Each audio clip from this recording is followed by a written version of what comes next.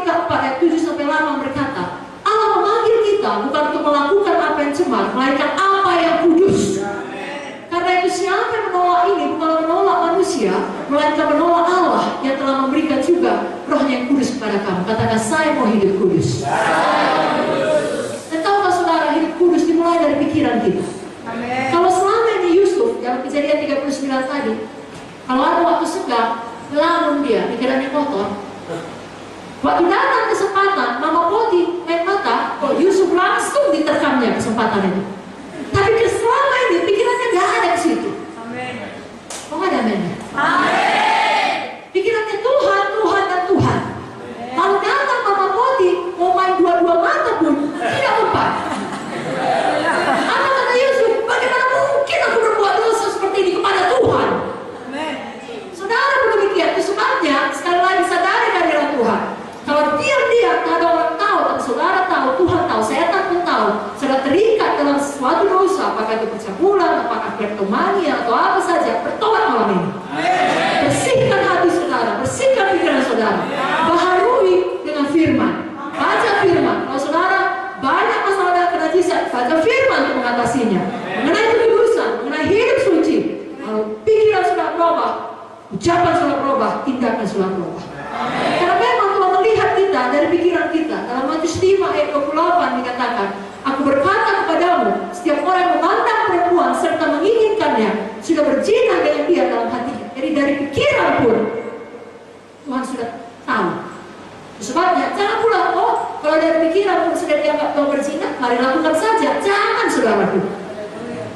Walaupun itu sudah dihitung berzina dalam standar Tuhan, sangat beda itu kalau hanya di pikiran dan dilakukan.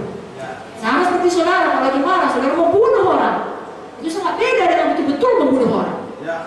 Kalau betul-betul membunuh, masuk penjara sayang.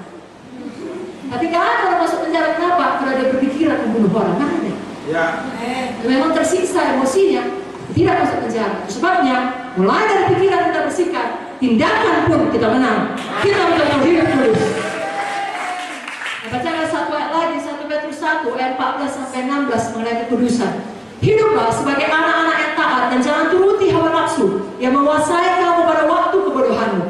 Tapi hendaklah kamu menjadi kudus dalam seluruh hidupmu, sama seperti Dia yang kudus yang telah memanggil kamu. Sebab ada tertulis, kuduslah kamu sebab aku kudus. Mari pegang hatinya, katakan, saya hidup kudus. Sebab Tuhan saya kudus. Amin.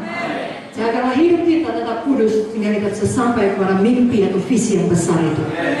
Sedikit lagi, ujian yang ketiga. Kalau yang pertama pengkhianatan, kedua integritas, termasuk kekudusan, yang ketiga ketekunan, kesetiaan. Saudaraku, kalau namanya tekun dan setia itu kualitas yang diinginkan semua orang. Maka banyak saudara masih muda akan mencari kualitas itu lebih dahulu daripada fisik. Bayangkan kalau fisiknya bagus, kerjanya selingkuh, tidaknya saudara bahagia. Nah, kalau saudara lihat perusahaan-perusahaan, dia juga akan mencari pegawai-pegawai yang setia kepada mereka. Bukan yang oportunis.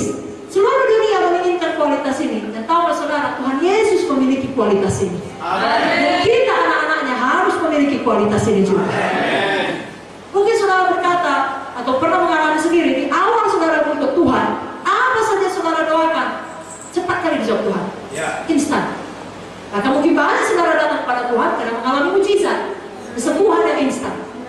Lalu kemudian mulai dari perkara kecil sampai perkara penting, apa pun saudara doakan, Tuhan jawab. Tuhan tolong, Tuhan, aku perlu kali ini Tuhan untuk bayar uang sekolahku. Tiba-tiba ada yang kasih. Atau bahkan doa sederhana, Tuhan janganlah aku kena macet supaya jangan terlambat aku Tuhan. Tidak kena, tidak terlambat. Atau saudara terlambat, gurunya lebih terlambat, dosennya lebih terlambat sehingga tidak terlambat. Lalu saudara baik kali kau Tuhan. Lalu saudara sangat bahagia kali. Betullah Tuhan itu hidup, betullah Tuhan itu setia. Tahu saudara, seiring dengan pertemuan rohani akan tiba saatnya di mana saudara berdoa tidak datang jawaban Tuhan. Nah, sekarang saya tanya, kalau itu terjadi, masih mau setia?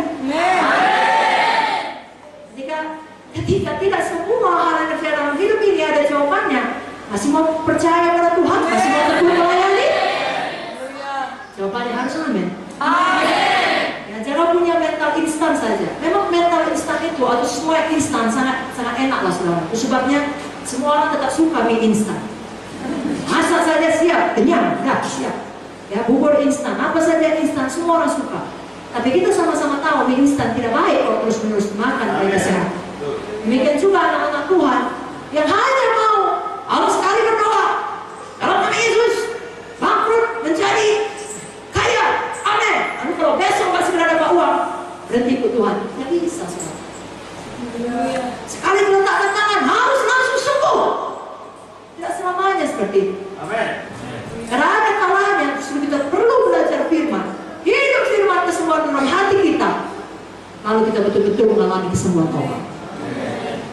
Saya mau mengatakan pada saudara, kalau itu terjadi, ada doa yang belum dijawab Tuhan, pergumulan yang belum selesai, atau saudara dalam ujian yang sangat berat, tekanan yang sangat berat, sama seperti Yusuf ini, yang tidak tahu kapan berakhir.